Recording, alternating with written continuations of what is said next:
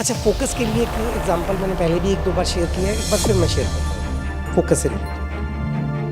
हम मान के चलते हैं कि मान लीजिए हम कहाँ पर हैं, दिल्ली में हैं, मतलब दिल्ली एनसीआर है, तो फरीदाबाद मान लेते हैं। यहाँ से चंडीगढ़ की दूरी कितने किलोमीटर है? 250 किलोमीटर। 250 किलोमीटर है, यस और नो? सो गए? ओके। दिल्ली से चंडीगढ़ की दूरी कितनी है? 250 किलोमीटर करीब। अच्छा, 250 किलोमीटर चल के जाना है पैदल, ठीक है? एक यात्रा निकाल रहे हैं, मान लो दिल्ली से चंडीगढ़ की, चल के जाना है, और जो जो मेरे साथ चलेगा उस सबको 1,000 रुपये मिलेंगे। पैदल चल के जाना है, 1,000 रुपये। कितने लोग तैयार है? 2 लोग तैयार है। Thank you very much. 3 तैयार है, ठीक है, ओके। बाकी सब मना कर रहे हैं कि नहीं हम नहीं जाएंगे 1,000 रुपये में। चलो एक काम करते हैं, 10,000 रुपये। 2-4 और हाथ आ गए, 1,00,000 रुपये। पैदल दिल्ली है, 250 किलोमीटर चंडीगढ़ जाना है, पैदल चल के जाना है। रास्ते में खाते पीते भी जा सकते हैं, भाई पैसे भी आ रहे हैं, अब तो 1,00,000 रुपये आ रहे हैं, तो खाते पीते भी जाएंगे। तो कितने लोग जाने को तैयार है? ठीक है, कुछ 15-20 नाम। अच्छा, दिल्ली से चंडीगढ़ जाना है, 250 किलोमीटर जाना है, पैदल जाना है, और 1 करोड़ मिलेगा। कितने लोग? सारे सारे तैयार है? तो चलो। अच्छा हाँ, जैसे मर्जी जा सकते हैं, रास्ते में मिले डेमो प्लान दिखाते हुए चलो। अच्छा, कितनी दूरी थी? 250। कैसे जाना था? पैदल। पहले कितनी थी? 250। कैसे जाना था? पैदल। पहले 2 हाथ उठे, फिर सारे हाथ उठे। फर्क कहाँ पड़ा? फोकस पे फर्क पड़ा। पहले हमारा फोकस था वो चंडीगढ़ 250 किलोमीटर, और जैसे ही आ गया 1 करोड़, ये तो रहा चंडीगढ़। यस और नो? जैसे ही 1 करोड़ जुड़ा, वो 250 किलोमीटर जो बहुत दूर लग रहे थे वो लगा रहे, ये तो रहा चंडीगढ़। वो कोई दूर थोड़ी है, क्योंकि हमारा क्या चेंज हुआ? हमारा फोकस चेंज हुआ।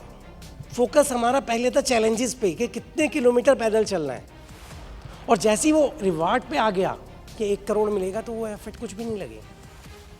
तो वो 250 किलोमीटर क्या है? वो 250 किलोमीटर है प्लान दिखाना, डेमो दिखाना, लोगों की ना सुनना।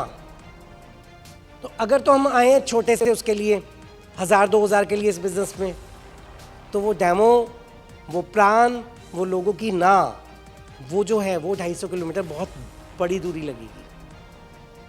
और अगर हम आए हैं बड़े सपने पूरे करने के लिए, तो वो डेमो में भी मज़ा आएगा, वो प्लान में भी मज़ा आएगा, वो लोगों की ना सुनने में भी मज़ा आएगा, क्योंकि हम जानते हैं रिजेक्शन से ही सफलता मिलती है। तो हमारा फोकस किस पे? चैलेंजेस पे है, या हमारा फोकस है अपने गोल्स पे? Okay, small thinking with no goals. तो छोटी सोच, जैसे छोटी सोच का बड़ा जादू ना, या बड़ी सोच का बड़ा जादू? बड़ी सोच का बड़ा जादू। अब फेल होने के लिए क्या होता है? छोटी सोच का बड़ा जादू। फेल होना तो क्या चाहिए? छोटी सोच का बड़ा जादू। तो छोटे सपने, छोटे छोटे गोल। तो छोटे छोटे गोल होंगे तो वो चैलेंजेस कितने लगेंगे? वही 1,000 रुपये चंडीगढ़ के लिए अगर मिल रहे हो, गोल ही अगर वो है, छोटी सोच है, छोटा गोल है, तो फिर चैलेंजेस बड़े हो जाएंगे ना। तो इसलिए बड़ा गोल लेना है। Okay, upline income. अपलाइन की इनकम बढ़े तब भी दिक्कत, उसका चेक डाउन है तब भी दिक्कत। अप हो तो मेरी वजह से जा रहा है, डाउन हो रहा तो यार उसका डाउन हो रहा, तो मेरा क्या होगा? तो अपने चेक को नहीं देखना, अपलाइन के चेक को देखना। जब बढ़ रहा है तो परेशान हो रहे हैं, और जब गिर रहा है तो कहेंगे देखो इसका गिर रहा है, फिर मेरा क्या होने वाला है, पहले ही मान लेंगे। सो हमारा ये बिजनेस हमसे शुरू होता है। अपलाइन हमें हेल्प कर रहा है, हेल्प कर दे तो बहुत बढ़िया, नहीं तो बिजनेस तो हमारा अपना है, बिजनेस तो अपने बिल्ड करना है। क्योंकि परिवार किसका है? हमारा है। विजन किसका है? हमारा है। ठीक है। सो अपलाइन की इनकम, अपलाइन के चेक को नहीं देखना, हमने अपने और अपनी टीम के चेक को देखना है, टीम के चेक को बढ़ाना है, अपने चेक को बढ़ाना है। उसके अलावा फाइंडिंग एंड अट्रैक्टिंग नेगेटिविटी, हम क्या करते हैं, नेगेटिविटी को अट्रैक्ट करते हैं। लॉ ऑफ अट्रैक्शन पता है ना, जितना हम नेगेटिव काम करेंगे उतनी और नेगेटिविटी आएगी।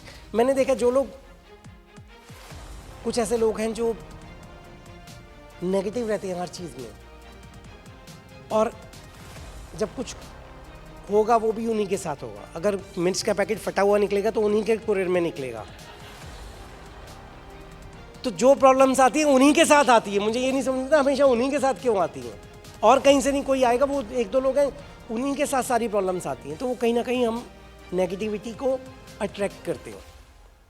तो जितना पॉजिटिव रहेंगे उतना हमारे साथ सब कुछ बढ़िया होता रहेगा।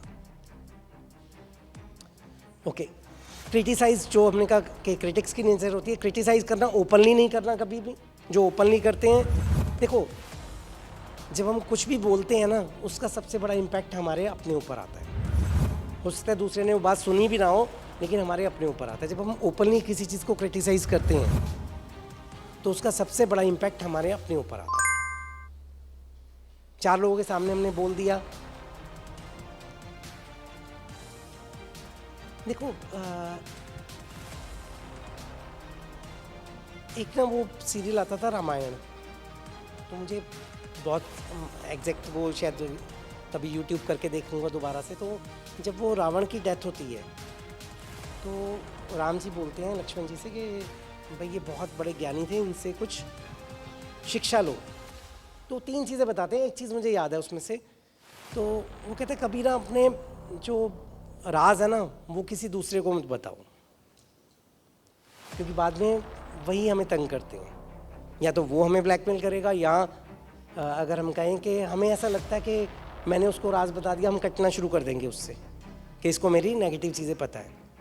तो जब हम क्रिटिसाइज़ ओपनली कर रहे हैं तो हमारा गेस्ट भी बैठा है वहाँ पर, हमारा प्रॉस्पेक्ट भी बैठा है, हमारी डाउनलाइन भी बैठी है। जब ओपनली हम वो चीज़ें क्रिटिसाइज़ कर रहे हैं और चैलेंजेस तो चले जाएंगे, लेकिन उसके बाद हम वो रिस्पेक्ट खो देते हैं अपने गेस्ट के सामने, अपनी डाउनलाइन के सामने, अपनी अपलाइन के सामने। फिर हम उनको फेस नहीं करना चाहते और हम इस बिज़नेस से आउट हो जाते हैं। तो कभी भी क्रिटिसाइज़ ओपनली नहीं करें, और कोई आउट नहीं होगा, हम खुद इस बिज़नेस से आउट हो जाएंगे। ओके, अपलाइन और डाउनलाइन को ना, अपलाइन को क्रिटिसाइज़ करना। अगर कोई मेरे पास आके कहता है ना कि सर मेरी डाउनलाइन मेरी रिस्पेक्ट नहीं करती है, तो 99% केसेस में वो भी अपनी अपलाइन की रिस्पेक्ट नहीं करता है। उसने कभी ओपनली अपनी अपलाइन की बुराई की होगी, तो आज उसकी डाउनलाइन उसकी बुराई करती है। तो ना अपलाइन को क्रिटिसाइज करें, ना डाउनलाइन को करें। डाउनलाइन को करेंगे तो क्या होगा, वो बेचारा डिप्रेस होगा। वो आया कि मोटिवेट होने के लिए, और हमने और क्योंकि मार्केट में जाके तो चैलेंजेस मिल रहे हैं। एक हमारे पास तो आया वो थोड़ा सा मोटिवेट होने के लिए, तो उसको मोटिवेट करें, उसको क्यों क्रिटिसाइज़ करें। क्रिटिसाइज़ भी करना तो अगेन उसका तरीका है, ठीक है, कि प्यार से हम उसको 2-4 पहले उसको उसकी पॉजिटिव बातें बताएं, फिर एक जो नेगेटिव है वो बताएं, और उसको इम्प्रूव करने का तरीका बताएं जब वो सुनने के लिए तैयार हो। अगर वो सुनने के लिए तैयार नहीं है तो मत बताओ, ठीक है। Promoting cross line other company and there leaders, ये बहुत बड़ा चैलेंज है, क्योंकि हमारे पास आ गया है मोबाइल, और मोबाइल में हमारा आ गया यूट्यूब, और यूट्यूब पे बहुत सारे वीडियोस हैं हमारे पास शेयर करने के लिए है, व्हाट्सएप है, फेसबुक है, और बहुत सारे सोशल मीडिया के प्लेटफॉर्म्स हैं। सबसे ज़्यादा यूज़ होता है हमारे यहाँ पर व्हाट्सएप, है ना। और व्हाट्सएप पे अपने ग्रुप में हम डाल देते हैं किसी XYZ कंपनी के एक लीडर का वीडियो, जो बड़ा अच्छा मोटिवेशनल वीडियो है, हमें लगता है बहुत अच्छा मोटिवेशनल वीडियो है, लेकिन वो XYZ कंपनी का है। आप खुद देख रहे हैं एज ए लीडर, सीखने के लिए बात अलग है, लेकिन जब आप टीम में शेयर कर रहे हैं, वहाँ पे मैच्योर लोग भी हैं, वहाँ पर ऐसे भी लोग हैं जो भी नए नए ज्वाइन किए, उनको पता नहीं है इस बारे में। हमारे यहाँ पर अपनी कंपनी में लीडर्स की कमी नहीं है, उनके वीडियोस की कमी नहीं है। हम अपनी कंपनी के लोगों को प्रमोट करें, उनके वीडियोस डालें, मोदी केयर के बारे में वो बात करेंगे, मोटिवेट करेंगे। हमने किसी XYZ कंपनी का पर्सन का डाला, और उसने वो ग्रुप पे डाला, और बंदे ने देखा वीडियो, उसने कहा अच्छा हाँ हाँ हाँ ये लीडर वो मुझे फलानी कंपनी, मान लो उसी कंपनी का कोई आके उसको प्लान दिखा के गया, हाँ हाँ वो बोल रहा था कि वो उसका वीडियो ज़रूर देखना, वो हमारी अपलाइन है, तो देखो हमारी अपलाइन भी यही वीडियो डाल रही है, यानी वो कंपनी ज़्यादा अच्छी है, तो क्या करेगा वो, वहाँ चला जाएगा। और हम सोचेंगे पता नहीं क्यों चला गया वो, क्योंकि अगर हम भी उससे इम्प्रेस हैं, हम भी अपनी डाउनलाइन को उसके वीडियो देखने को कह रहे हैं, तो फिर वो कहेगा बेटर मैं वहीं जाके देख लूँ, लाइव ही देख लूँ उसको। तो ये एक बहुत बड़ी मिस्टेक है जो ज़्यादातर ग्रुप के अंदर लोग डालते हैं। तो प्लीज़ किसी दूसरी कंपनी के किसी लीडर का वीडियो यहाँ पर मत डालिए, ठीक है। मैं आपको ये नहीं कहूँगा देखो मत, अगर आप मैच्योर हैं इतने तो डेफिनेटली हमें सीखने को मिलता है, देखो आपको क्या दिक्कत है, लेकिन ग्रुप पे प्रमोट मत कीजिए। क्लियर है? हमारे यहाँ पर लीडर्स की कमी थोड़ी है, और ऐसे लोग अपनी यहाँ के लोगों की वीडियोस नहीं डालते हैं, ठीक है। फिर क्रॉस लाइन, देखो क्रॉस लाइन की मीटिंग्स में आप जा रहे हैं, बहुत सफलता मिल जाएगी। तो क्रॉस लाइन को मैंने यहाँ भी देखा, क्रॉस लाइन को वो यहाँ पर लोग बैठे हैं जो भुगत भोगी भी हैं, जिनको मना भी किया, तो इनडायरेक्टली या इनडायरेक्टली ऐसी ट्रेनिंग्स के अंदर वो फिर क्रॉस लाइन को लेके जाते थे, फिर वो क्रॉस लाइन किसी दूसरी कंपनी में चला गया, फिर उसने बंदे नीचे से खींचने शुरू किए, तो क्योंकि डेटा तो उसके पास सारा है, फिर कह रहे सर ऐसे ऐसे हो गया हमारे साथ। जब बोलते हैं क्रॉस लाइनिंग मत करो तो सुनते नहीं है ना। तो इसीलिए कहा है कि यहाँ अगर कोई चीज़ ट्रेनिंग में बताई जाती है, वो एक छोटी सी चीज़ जब 5 मिनट बताई जाती है, उसके पीछे 5 साल की रिसर्च होती है। ऐसे 500 एग्जाम्पल होते हैं जो भुगतभोगी होते हैं उसके। तो प्लीज़ वो काम हम ना करें, नहीं तो क्या होगा, फेलियर मिलेगी। Okay, avoiding system and tool.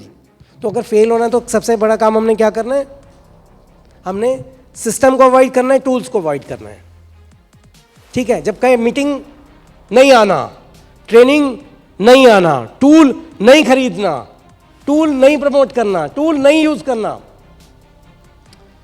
Upline का सिस्टम है उसमें नहीं जाना, अपलाइन की ट्रेनिंग है उसमें नहीं जा रहा, हमारे पड़ोस में अपलाइन आ रहा है, हम अपनी मीटिंग अलग से रख देंगे।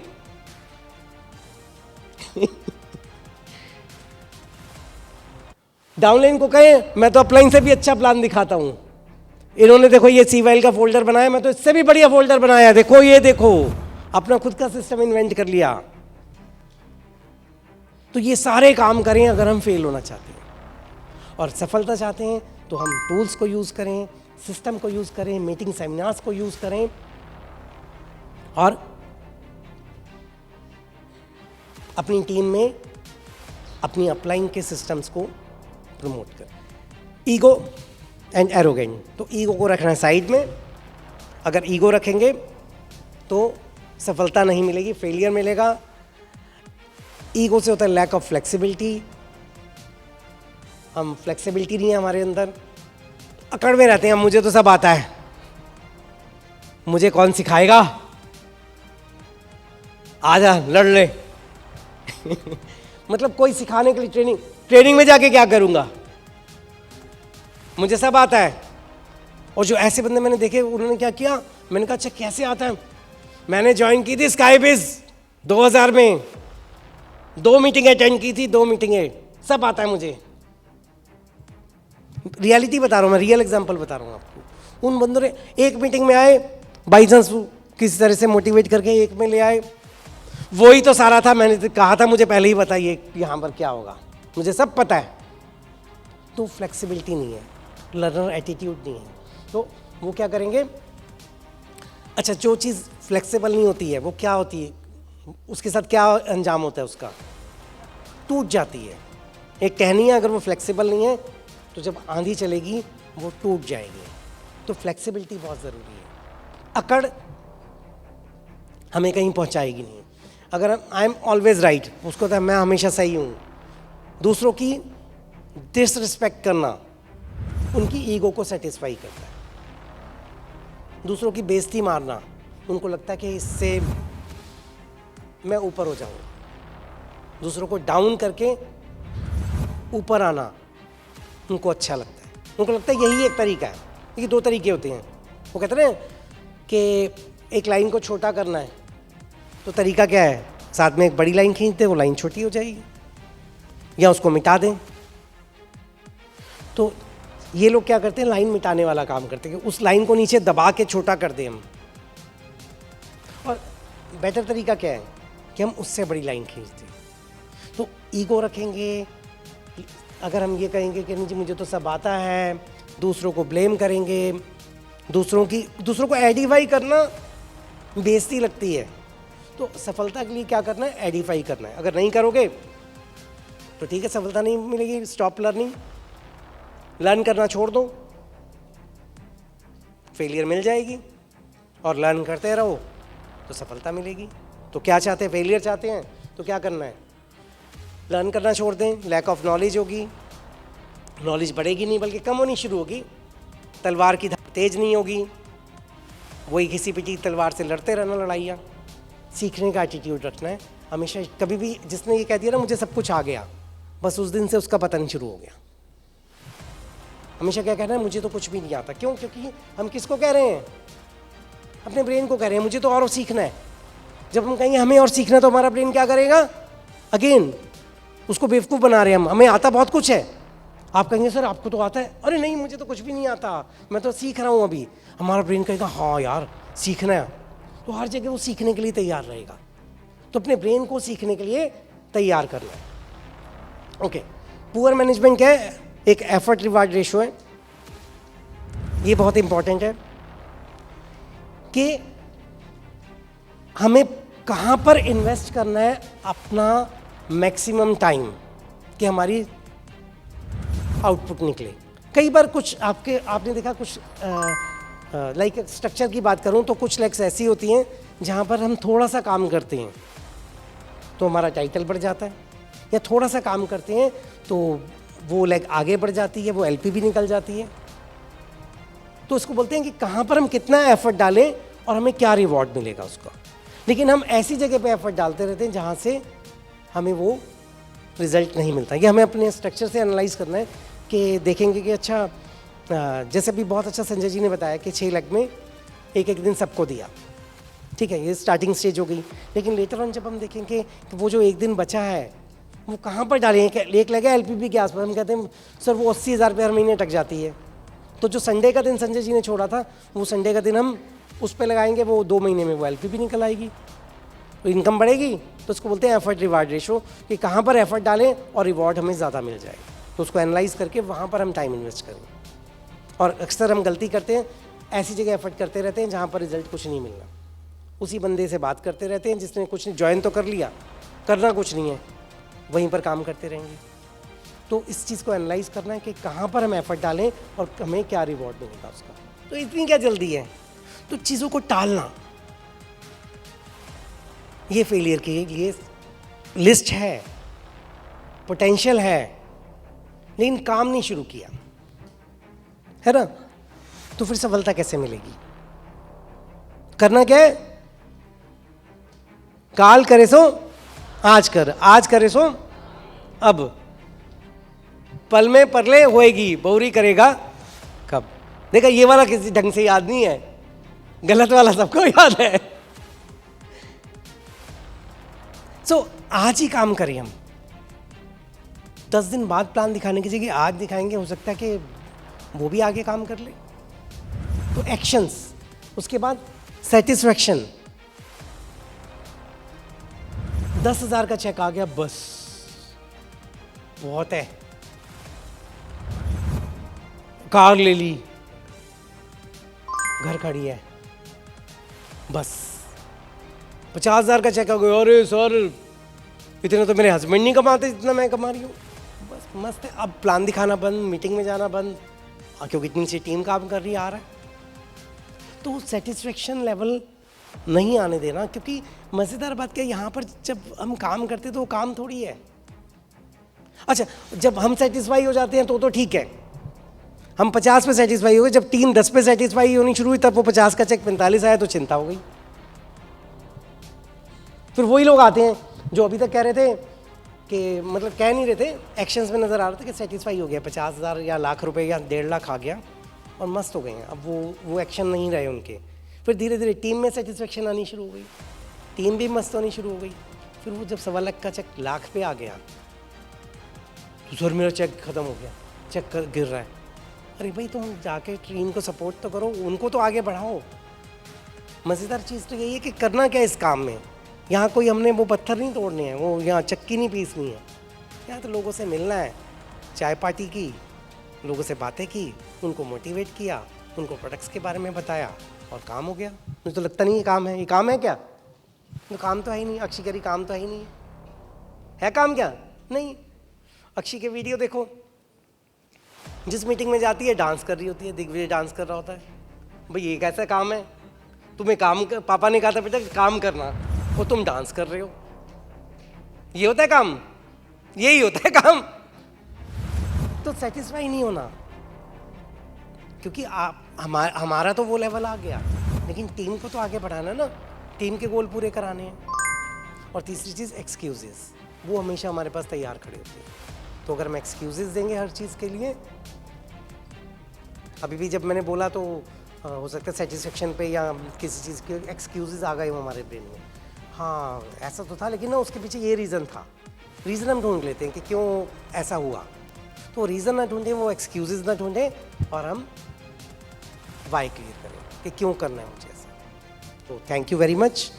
तो उम्मीद करता हूँ कि फेलियर नहीं मिलेगी, फेलियर लेंगे सफलता लेंगे, सफलता। Thank you very much.